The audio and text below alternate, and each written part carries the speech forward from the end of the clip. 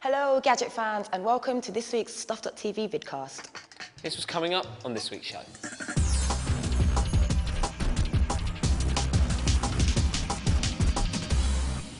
This week we decided to test out a range of budget MP3 players, so it's over to the team to see how we got on. Choosing the right MP3 player is one of the most difficult decisions in Gadgetland, especially if you're after a budget micro version. Fortunately though, we've assembled together a crew of MP3 fanatics who'll be able to tell you exactly which jukebox to go for, whether you're feeling the pinch of the credit crunch, want to look cool, spend hours commuting, or simply like to exercise. All right guys, let's go.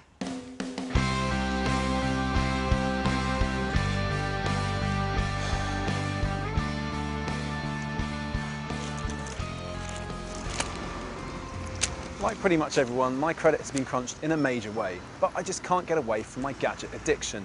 Luckily for me, Samsung has brought out the YPU4 MP3 player, which will sate my cravings for new technology and not leave me feeling battered and bruised like Alistair Darling. It comes in at a mere 30 quid, crams in 2 GB of storage and a decent 16 hours of battery life. And its simple to use USB design means that you can just plug it into your PC, drag your tunes across and away you go. Now it's got touch-sensitive controls, it looks unquestionably stylish, so that means I can still look cool without hammering my bank balance. The only drawback is that it doesn't work with PCs, but to be honest, who can afford to shell out on a Mac these days? Not me.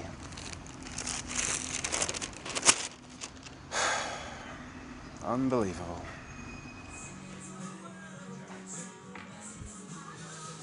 Being as cool as I am, I've got to have the trendiest gear, and you don't get much more trendy than the new iPod Shuffle. It's small, foolproof, and it fits right onto your clobber.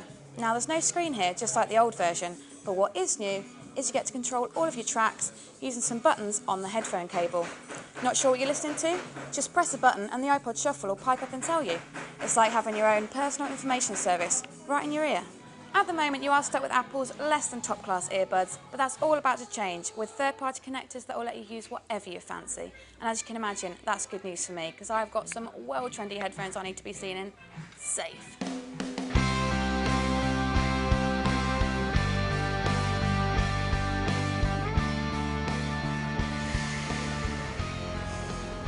Now, as we all know, getting on a train is frankly rubbish, especially if you're on your daily commute, you hop on and your MP3 player dies 10 minutes in on a carriage full of screaming teenagers. That is why I use this. This is the Philips Go Gear Spark. It has a massive 27 hours of battery life, so it won't die on me wherever I happen to be. It's also got 4 gig of storage on board, so that's enough space for 1,000 songs, and it's got a very nice colour screen, so it's easy to get around. There's also these nav keys around the edge for easy scrolling and browsing. Now, if you'll excuse me, I have a very, very important meeting and have to get a train.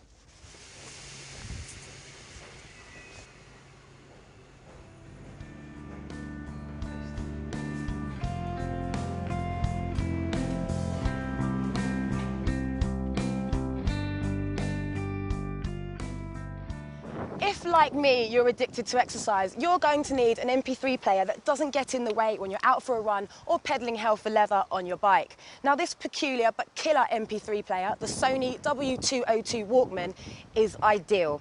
Sure, you may look like a character from Star Trek, but it is undoubtedly one of the coolest gadgets we've clapped eyes on this year. Now, the twin headsets are connected via a short cable and you'll find all your controls on the right ear, lending it an even more futuristic feel. The Sony W202 is definitely worth laying out for, especially if you're into listening to tunes while hitting the gym. Now, I'm about to take it for another test run.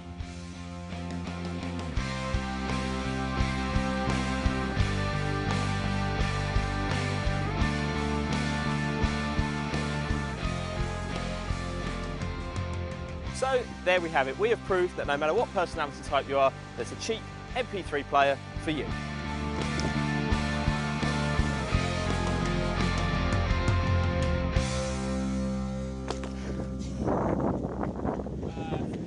Wicked.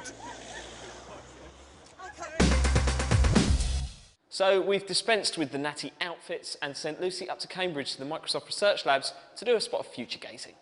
I've trekked all the way to Cambridge to take a look at a range of the latest technologies currently under development inside the Microsoft Research Labs, some of which have never even seen the light of day. So we're pretty lucky to be getting a sneak preview. So let's take a look, shall we? This is a messaging device called the Wave. Now, it's based on the idea of a digital sticky note, which means basically I can go in and make notes, and then I can send this through to either my friend or family's email address or maybe their phone number. And aside from notes, I can also take pictures, scribble on the pictures, and then send that through, making it a very fun, friendly, and very interactive way to communicate. If you have a relentless desire to tell everyone what you've been doing, where you've been doing it, and who you did it with, you'll really like the time card. It's basically a digital record, very similar to a digital timeline, allowing you to record all the activities throughout your life. Now, you can upload a variety of media formats, including images, and once it's up, you can read all the information that you've put in about that particular time, making it a very, very fun way to delve into somebody's history. This is the whereabouts clock. Now, aside from sounding like it's come straight out of a children's fictional story, it's actually a device used to track the whereabouts of particular family members.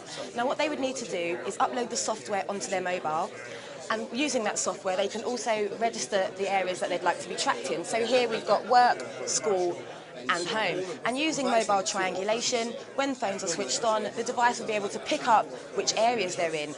And when they're not in any of the registered areas, they'll appear in this middle section here, which basically will signify to the people at home that they need to give them a ring just to perhaps find out where they are. It will certainly stop the kids from chewing ting, I tell you that much.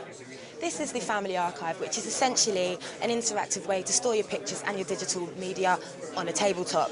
Now, it works on a number of platforms. Right at the bottom, we have the basement, which is where all your files are stored in boxes, which is just basically a cool way to save file. Now, once you bring that box up, you can open up its contents, and all the files appear, and to bring them out, you press the button at the top, and they all appear in order. Now, to take a bit of a closer look, you can take an image, and we can make it bigger. And when you've had enough, you can pop it back in the box. And when you want to close the entire file, you can take the box over all the images, hoover them up, close it, and pop it back in the basement where it belongs. It's as simple as that, not to mention being a very, very cool way to access your pictures. Sadly, y'all, that's all we've got time for this week, but join us next week for another Stuff.TV vidcast.